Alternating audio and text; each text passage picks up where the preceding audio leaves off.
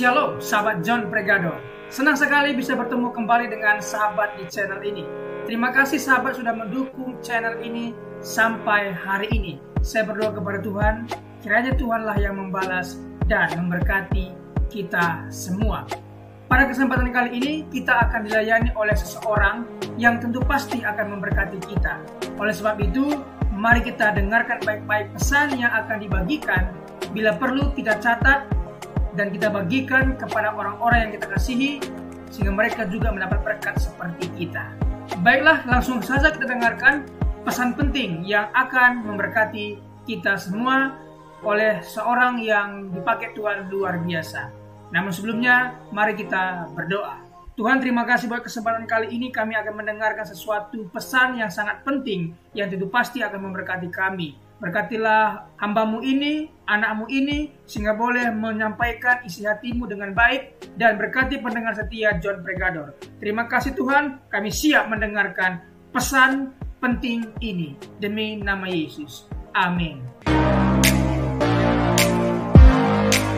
Malam ini kita bicara tentang malaikat. Apa saudara? Tentang apa? Malaikat. Saya mau tanya, siapa yang pernah ketemu malaikat? Angkat tangan. Siapa yang pernah melihat malaikat? Angkat tangan. Nah, saya mau tanya, siapa yang percaya malaikat itu ada?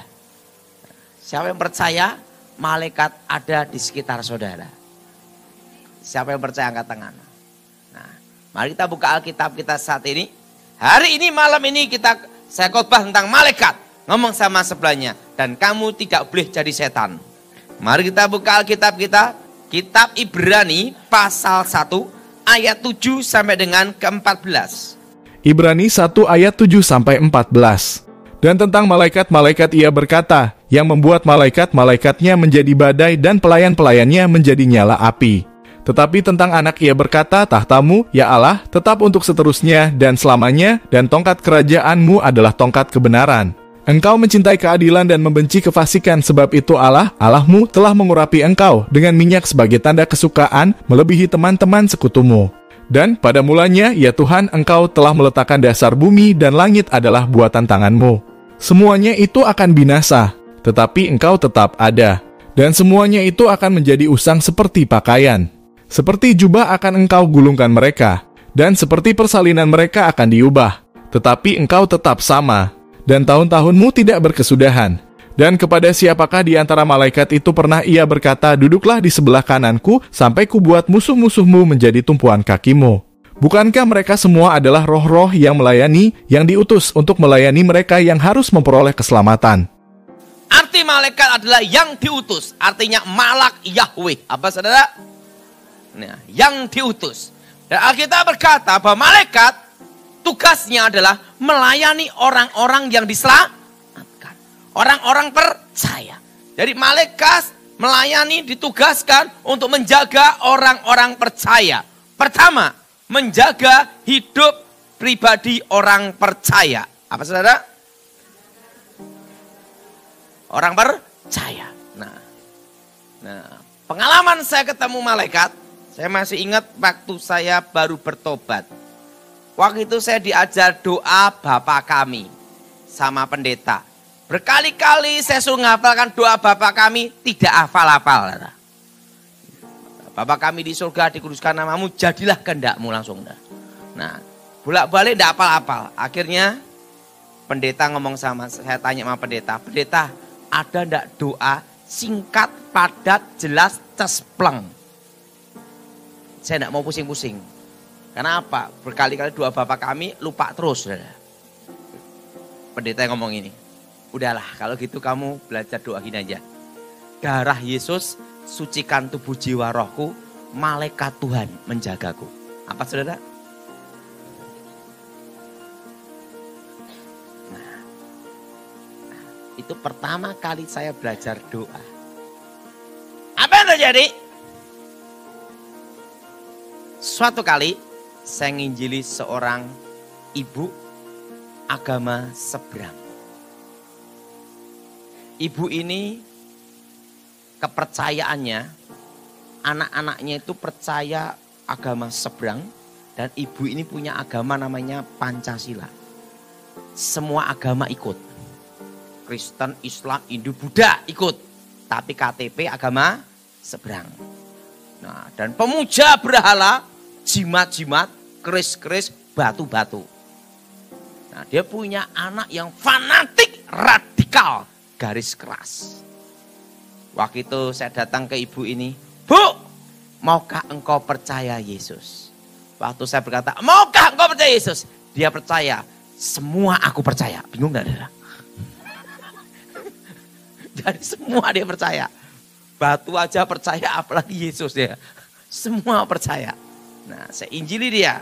KTP agama seberang, tetapi agama kepercayaan Pancasila semua ikut. Waktu saya injili dia mau percaya Yesus. Waktu itu saya berkata, serahkan jimat-jimatnya. Wah, jimatnya diserahkan. Waktu jimatnya diserahkan, anaknya ngamuk marah. Tapi tetap saya bakar. Begitu saya bakar, dalam nama Yesus, setan keluar, setannya ngamuk. Apa yang terjadi? 2 hari kemudian, ibu ini mati. Wah, saya dipanggil datang untuk tanggung jawab. Saya dalam hati, baru belajar doa, sekali doa, mati. Saya yakin, saya baca dalam Injil, membangkitkan orang mati. Kuasa. Saya doa untuk ibu ini. Tapi ingat, matinya belum lama loh. Baru aja. Ya belum lama sekali. Karena itu kebetulan sama rumah saya tidak jauh. Saya doa. Dalam nama Yesus. Bangkit. Segala roh maut, roh setan, roh terkutuk, roh gelap. Keluar dari Yesus. Bangkit dalam nama Yesus. Dengan yakin dan iman. Saya buka mata. Tetap mati.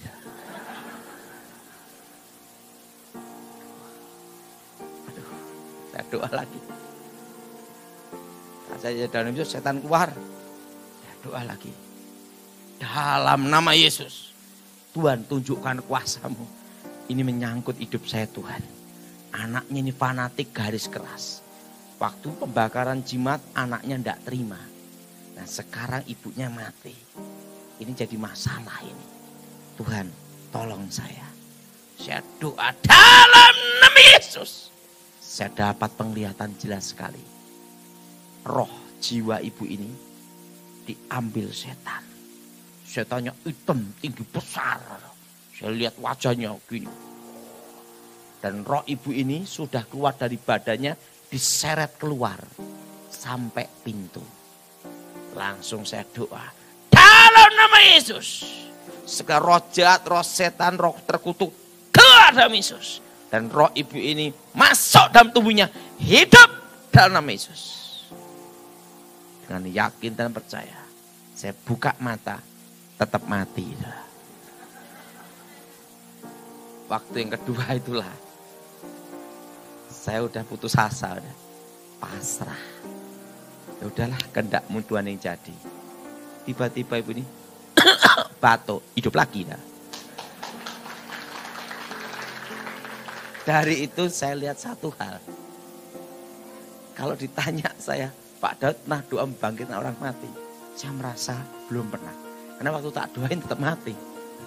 Nah, setelah yang saya pasrah, hidup sendiri. Jadi Tuhan yang menghidupin, betul? Karena waktu yang pertama tak doain, tetap mati. Kedua, tetap mati. Akhirnya saya pasal udah buka mata, udah. Saya siap untuk ngadepin anaknya. Udah. Berarti yang bangkitan orang mati siapa? Tuhan Yesus. Bukan saya. Kenapa bukan saya? Oh, tak ada 2 kali itu mati. Dan apa yang terjadi? Anaknya ngamuk. Tiba-tiba saya dengar suara. Aku diutus dengan pedang terhunus untuk menjaga kamu. Suara malaikat itu ada di telinga. Ini pengalaman saya mendengar suara malaikat itu di telinga. Saya langsung buka mata. Karena apa? Ini anaknya udah begitu loh. Udah mau lari mau mukul saya. Saya bilang, di telinga saya tidak lihat apa-apa. Roh Kudus bicara sama saya. Kalau Tuhan bicara itu di sini. Ini pengalaman hidup saya. Kalau Tuhan bicara itu ada di sini.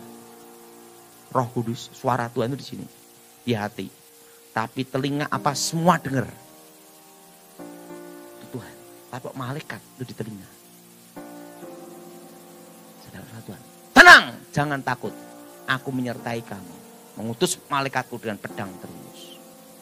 Tapi kan tidak lihat malaikatnya. Wah, dia ngomong, lari. Wah, udah deket ini. Waktu deket tuh baru mikir saya. Sebelum bertobat saya punya ilmu kebal. Setelah tobat kebal hilang. Ini sekali pukul bisa mental berapa meter saya. Waktu itu saya baru bertobat, beratnya hanya 30 kilo. Kurus kecil. Nah, yang ngamuk ini tangannya 2 kalinya saya. Sekali pukul kan mesti sana. Waduh seperti ini. Wah, saya pasrah udah. Saya udah Tuhan kehendak menjadi. Waktu saya begini, tiba-tiba dia mukul saya tuh gini dong. Muter lagi. Berapa kali mukul, muter. Jadi dia itu mukul saya kayak gangskan. Kayak Tom Jerry itu. Pukul, muter. Pukul, muter. Saya kaget. Mau nyentuh samping saya itu enggak bisa. Muter terus. Tiba-tiba saya lihat satu sosok. Itu pertama kali saya lihat malaikat. Tingginya 3 meter. Rambutnya putih berkilau seperti perak. Matanya ini saudara, itu seperti cahaya intan berlian. Tembus pandang. Dan ininya saudara, itu seperti tatahan es. Dan muda. Hidungnya mancung. Tidak pesek. Tingginya 3 meter, model ininya. Jadi kayak tatahan es itu, tembus pandang. Bajunya putih. Bajunya bukan seperti gini nih, jubah. Jubahnya putih berkilauan dan tidak ada jahitan. Jadi tidak ada jahitannya. Dan ininya saudara, itu pakai kasut. Dan malaikat itu menginjakkan kaki di tanah. Dia gini. Memandang gini. Dan melihat saya gini. Saya lihat sendiri. Nah, kalau sepatu kita maksimal itu kulit sapi merek Hermes. Betul? Betul? Betul? Ibu-ibu tahu Hermes kan? Tahu enggak? Kasutnya malaikat itu modelnya seperti ini. Sret, sret, sret, sret, sret, sret begini. Terbuat dari emas murni. Tapi berkilauan, terang sekali, kuning mengkilap. Bayangin, kasutnya aja emas, saudara kulit sapi. Kasutnya itu emas. Saya lihat sendiri.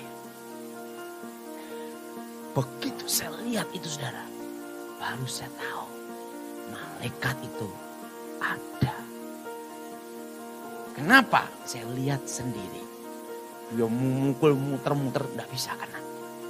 Dan waktu itu saudara, saya pulang. Ibu ini saya suruh percaya Yesus. Dia tidak boleh dibaptis karena anak-anaknya ngamuk semua. Tapi ibu ini setiap hari tak suruh doa, doanya singkat. Tuhan Yesus selamatkan saya. Darah Yesus sucikan saya. Terima kasih Tuhan Yesus. Doa itu terus.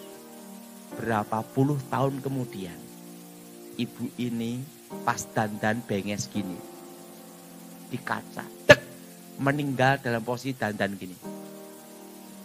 Dan waktu meninggal, dia tersenyum gini. Dan ibu ini meninggal usia 80 lebih. Dan masih sehat, masih naik bis, jalan-jalan di mana-mana. Meninggalnya pun dengan baik. Tanpa sakit. Dandan gini. Jadi waktu disemayamkan, itu kan bingung. Minta ini. Ya terserah agama kamu aja. Agama anaknya. Jadi di model dipocong itu adalah. Tapi ya modelnya gini. Jadi model pocong tersenyum.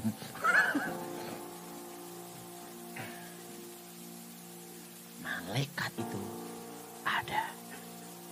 menjaga, melindungi orang percaya. Amin. Amin. Walaupun engkau tidak melihat, engkau harus percaya. Berbagilah orang yang percaya. Walaupun tidak mau, tapi ingat, malaikat itu ada. Kedua, pertemuan malaikat yang kedua. Saya masih ingat. Waktu itu mama saya itu hidupnya susah. Karena saya punya ayah itu nakal. Kalau miskin sama mama saya, kalau kaya sama perempuan lain. Dan mama saya ini sedih sekali, stres dalam hidupnya waktu itu. Karena papa saya ini itu suka judi, bandari judi. Dan kalau bandari judi kalah, lari. Dan dek kolektor ngejar mama saya. Udah susah dibikin, susah. Dan sampai yang namanya sepeda ontel piknik itu digadekan itu 25 kali sampai 50 kali lebih. Sampai bingung ngitungnya udah. Sama radio itu udah digadekan puluhan kali dah. Makanya orang judi itu gila adalah. Dan apa yang terjadi?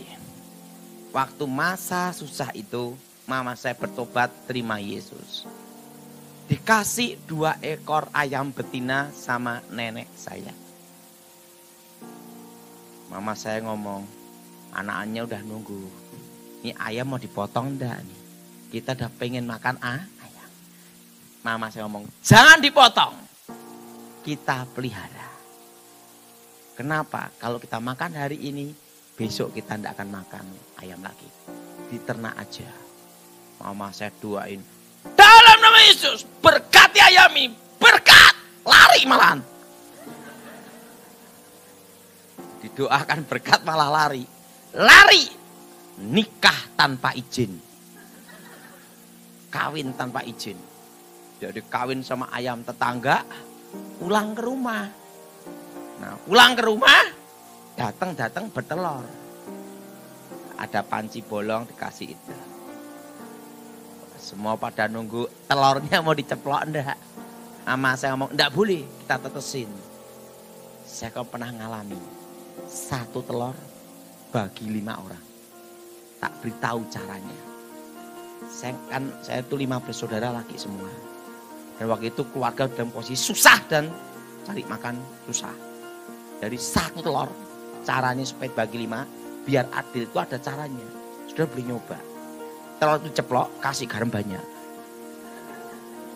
Setelah itu kasih garam banyak, ya toh, kasih seledri, kasih itu bawang apa ini itu daun bawang itu, udah potong. Waduh, bagi 5.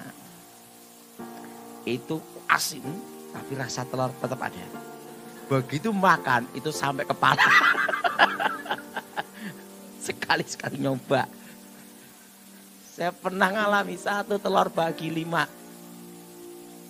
Nah, itu tuh, aduh. Itu dulu 1 telur itu. Caranya itu tahu enggak? Gorengnya harus agak gosong. Enggak boleh yang lunak-lunak. Jadi goreng itu agak gosong. Jadi kering itu loh. Kecil-kecil bagi 5. Satu. Sekali nyicipin. Tes. Itu kepala saya nyetrum. Coba aja rasanya. Jadi kalau saudara ingin ngerasain telur enak 1 bagi 5, garam banyak, seledri sama daun bawang putih, setelah itu digoreng agak gosong. Nah, rasanya enak, coba aja. Dan apa yang terjadi? Jangan diceplok, tetesin. Telur itu didoakan nama saya dalam nama Yesus. Netes semua. 1 pun tidak ada yang kopior. Ayam itu jadi puluhan ekor. Banyak. Sampai tidur di atas pohon. Kenapa tidak di kandang ayam? Yang punya rumah aja, yang punya ayam aja tidak punya rumah, tidak punya kandangnya. Jadi wong itu dikontrakkan sama om saya, itu pun ngontraknya setahun 75.000. Itu dari bambu-bambu bolong-bolong. Itu kerbau, sapi, kebo, saya lewat semua. Dan saya masih ingat kalau hujan itu harus terocok semua. Dan tidak ada kandangnya. Itu tidur di atas pohon itu. Tidur di pohon-pohon itu, saudara. Nah, saya masih ingat itu kejadian itu. Ingat saudara, malaikat Tuhan menjaga harta milik keluarga orang percaya. Saya masih ingat itu kalau mau kita ini mau bayaran sekolah. Itu SPP. Mau mendekati akhir bulan itu, pagi jam 5 itu bangun. Jual apa? Ayam. Jam 6 langsung berangkat ke sekolah, bayar SPP. Itu bisa nyekolahkan saya 3 tahun, lulus ranking 4, murid tinggal 4. Adik saya bisa sekolah selesai. 2 ekor ayam. Suatu kali terdengar suara Tuhan. Aku mengutus malaikatku untuk menjaga ayam-ayam kamu. Bingung saya. Kok ada malaikat penjaga ayam? Betul? Saya bingung apa artinya. Saya penasaran. Aku mengutus malaikatku dengan pedang terhunus untuk menjaga ayam-ayam kamu. Saya penasaran. Di rumah kontrakan itu saya keluar. Saya lihat di tengah-tengah pohon ada malaikat tinggi besar, wajahnya beda. Rambutnya silver perak, mata gini, nyala gini. Dan saya lihat, selama saya lihat malaikat, tidak ada malaikat hidung pesek.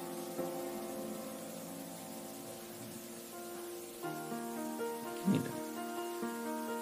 Ganteng, tampan seperti anak muda. Lebih tampan dari Pak Glenn. Tinggi, dan malaikat tinggi-tinggi. Selama saya lihat malaikat, tidak ada malaikat yang kerdil-kerdil kayak kurcaci, itu tidak ada. Tinggi-tinggi. Gini nih, dia gini nih. Mandang gini nih, jaga ayam. Itu 3 tahun. Ayam mama saya, tidak ada satu pun yang hilang. Dan pada waktu ada musibah. Musibah apa? Penyakit ayam. Itu satu kena, itu satu kampungan habis. Namanya penyakit kering itu, saudara. Itu berbagai tempat kena. Tapi ayam mama saya, itu satu pun tidak ada yang mati. Tidak ada yang sakit. Semua utuh, saudara. Tetangga saya punya ayam betina 1. Tidur dekat ayam tukang beca. Dicuri, saudara. Itu 1 ekor aja. Tapi ayam mama saya itu di pohon-pohon, di atas pohon. 1 pun tidak ada yang hilang. Dan semua waktu terserang penyakit kanan kiri semua, namanya Pak Geblok itu zaman dulu. Wah, banyak yang kena mati-mati itu kering, telo-telo gini. 1 pun ayam mama saya tidak ada yang mati. Tidak ada yang sakit.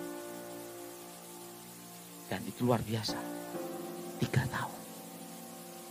Di situ saya baru mengerti. Lihat Ayub.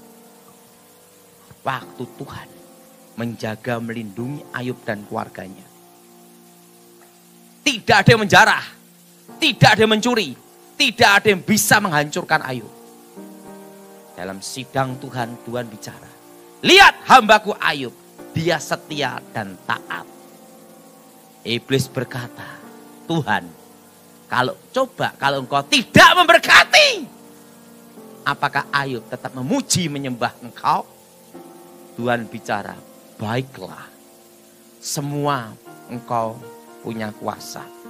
Tapi hanya 1 aja nyawanya yang tidak boleh disentuh. Semua boleh diambil. Tapi hanya 1 yang tidak boleh diambil. Yaitu nyawa Ayub. Apa yang terjadi? Hari itu juga. Rumah Ayub kena musibah. Anaknya mati. Hartanya dijarah. Semua habis dalam waktu dekat. Istrinya meninggalkan, anaknya mati. Tapi Ayub tetap setia sama Tuhan. Dan Tuhan izinkan itu terjadi. Dan setelah lulus dari ujian, Tuhan pulihkan Ayub 2 kali lipat. Amin. Artinya apa, saudara? selama malaikat Tuhan menjaga Ayub, iblis tidak punya hak. Di situ saya mengerti. Ayam itu untuk saya sekolah dan keluarga saya. Ibaratnya satu-satunya harta yang dimiliki mama saya. Maka Tuhan jaga benar. Dan setelah itu saudara, saya baru mengerti. Kalau Tuhan yang menjaga, tidak ada satupun yang bisa nyentuh. Amin. Amin. Nah, jadi ingat, yang kedua adalah apa, saudara? Malaikat itu menjaga harta milik orang percaya. Yang ketiga, malaikat diutus untuk menjaga orang percaya, untuk melepaskan dari penghukuman. Apa saudara? Melepaskan orang percaya pada hari menyelamatkan orang percaya pada hari penghukuman. Atau pada waktu musibah dan bencana. Apa saudara?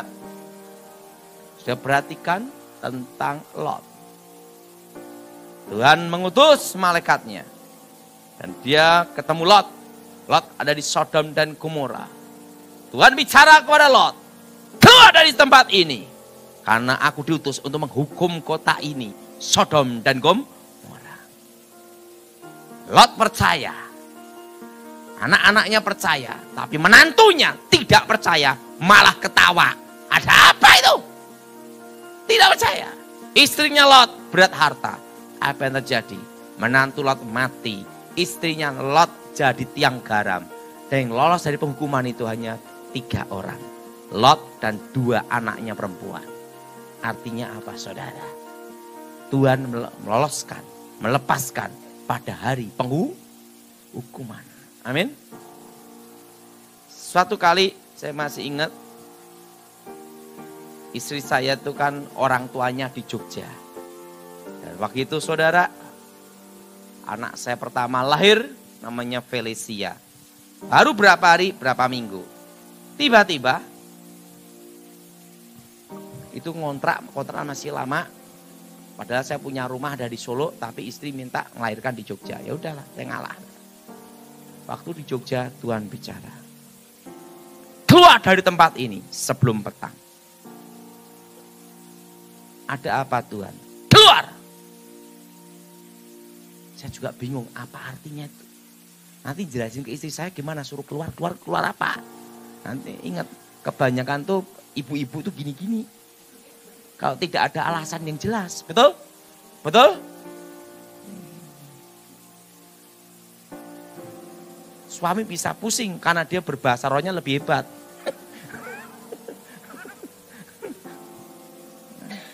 Apa yang terjadi? Saya ngomong sama istri saya, Mami, ada apa? Hari ini kita keluar. Terima kasih sudah menyaksikan tayangan kami hari ini. Kami yakin kita diberkati melalui video ini. Banyak pelajaran yang bisa kita ambil. Catat, renungkan dan aplikasikanlah dalam kehidupan kita. Sahabat, dalam hidup ini, kita selalu diperhadapkan dengan pilihan-pilihan. Mau memilih buruk atau baik, pasti ada konsekuensinya yang akan kita pertanggungjawabkan di kemudian hari. Oleh sebab itu, firman Tuhan tegas mengatakan dalam Matius 12 ayat 36, setiap kata sia-sia yang diucapkan orang harus dipertanggungjawabkannya pada hari penghakiman. Ibrani 4 ayat 13. Dan tidak ada suatu makhluk pun yang tersembunyi di hadapannya, sebab segala sesuatu telanjang dan terbuka di depan mata Dia, yang kepadanya kita harus memberikan pertanggungan jawab. Oleh sebab itu kita harus senantiasa menjaga hidup kita sebaik-baiknya. Jangan sampai Tuhan mendapati hidup kita tidak ada bobotnya. Dengan terus menempel pada Tuhan, tekun mengikuti setiap firman rema yang Tuhan sampaikan, hidup kita akan senantiasa diisi oleh kebenaran. Terima kasih sahabat sudah mengikuti dan menyaksikan tayangan kami hari ini. Saya yakin dan percaya kita pasti diberkati melalui tayangan hari ini. Sahabat, bila diberkati dengan tayangan kami, marilah kita dengan murah hati share video ini kepada teman-teman kita yang lain, agar mereka juga tidak kehilangan informasi dan mereka juga diberkati. Diberkati untuk memberkati. Sahabat John Pregador, banyak sekali pelajaran yang kita bisa ambil dari sesi hari ini. Catatlah baik-baik poin-poin yang telah disampaikan, simpan dalam hati, dan diaplikasikan dalam kehidupan sehari-hari. Saya yakin dan percaya itu bisa menjadi pelajaran dan rema buat kita, sekaligus membuat kita bijaksana dan bertanggung jawab dalam menjalani kehidupan ini. Sahabat John Pregador, apapun yang terjadi dalam kehidupan ini, tetaplah percaya kepada Tuhan, bersandar kepada Tuhan, pegang firman Tuhan. Karena firman Tuhan adalah pedoman hidup kita yang menuntun kita kepada jalan yang benar, yang membawa kita kepada keselamatan yang kekal. Jadi sahabat, mari kita mempergunakan waktu ini sebaik-baiknya. Selama hidup, selama masih diberikan kesempatan untuk berkarya, mari kita beri yang terbaik kepada Tuhan. Karena dalam hidup ini, di kekalan, Tuhan telah sediakan 5 mahkota bagi mereka yang taat, setia, dan melakukan firman Tuhan. 5 mahkota telah Tuhan sediakan. Apa saja itu? 5 mahkota dari Tuhan Yesus untuk orang Kristen, untuk orang percaya yang setia kepada Tuhan Yesus. Dalam Alkitab ada 5 mahkota yang berbeda yang orang Kristen bisa dapatkan pada pelayanan kepada Kristus Yesus. Pertama, mahkota abadi, diberikan untuk melatih pengendalian diri dan berjuang untuk menjadi yang terbaik yang Anda bisa untuk Tuhan. 1 Korintus 9 ayat 25. Tiap-tiap orang yang turut mengambil bagian dalam pertandingan menguasai dirinya dalam segala hal. Mereka berbuat demikian untuk memperoleh sesuatu mahkota yang fana, tetapi kita untuk memperoleh suatu mahkota yang abadi. 2. Mahkota kemegahan, diberikan untuk memenangkan orang lain bagi Kristus. 1 Tesalonika 2 ayat 19. Sebab siapakah pengharapan kami atau sukacita kami atau mahkota kemegahan kami di hadapan Yesus Tuhan kita pada waktu kedatangannya, kalau bukan kamu. Mahkota kemegahan memenangkan jiwa.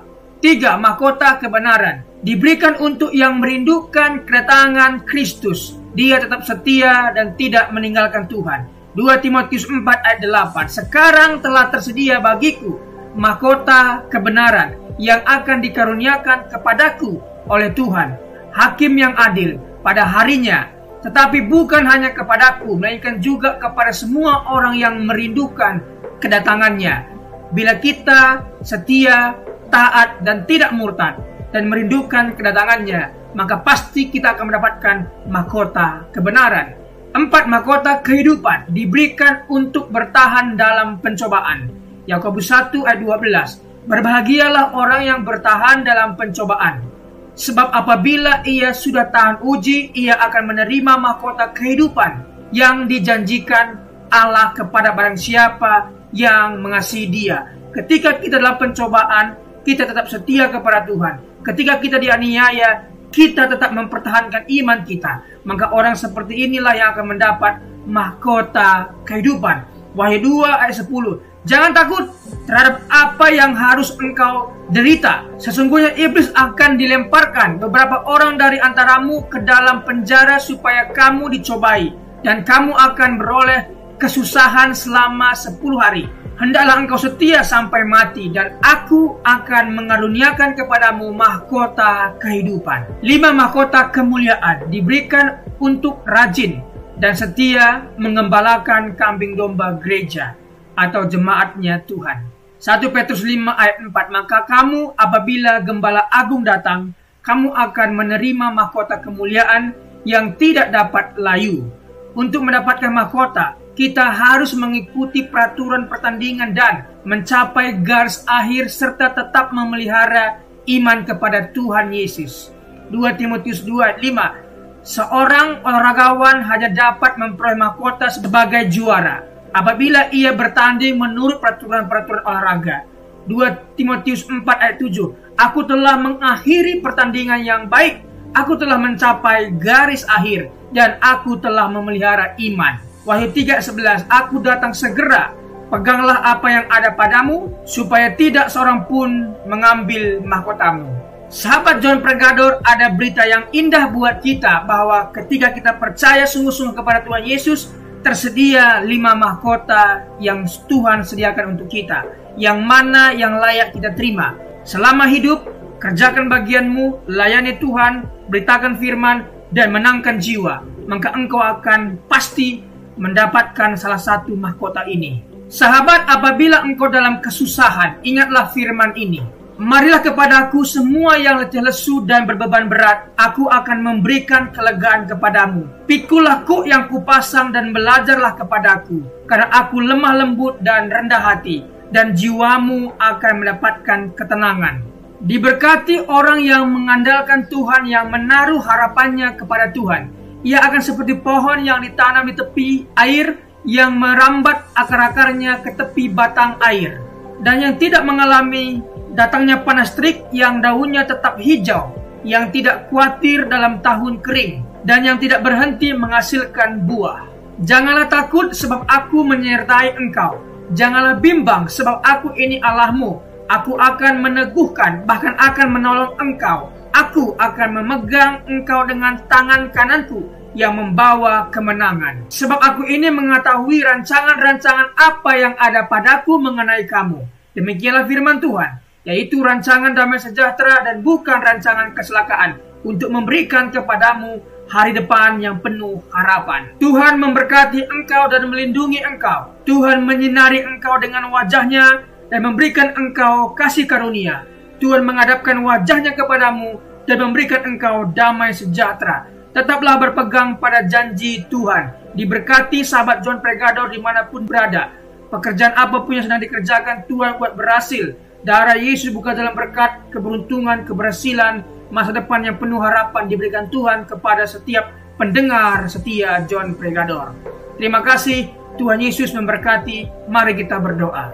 Tuhan Yesus, terima kasih buat hari ini. Kami percaya setiap hari adalah hari yang baik Engkau berikan kepada kami. Dan hari ini pun kami merasakan kebaikan Tuhan dan tidak ada alasan kami untuk tidak mengucap syukur. Terima kasih sepanjang hari yang Tuhan berkati. Terima kasih renungan kabar baik yang sudah kami dengar hari ini. Diberkatilah kiranya semua pendengar setia John Pregador. Dibukakan jalan berkat, jalan keberuntungan, keberhasilan mereka. Pekerjaan mereka berhasil dan beruntung. Keluarga mereka diberkati oleh Tuhan.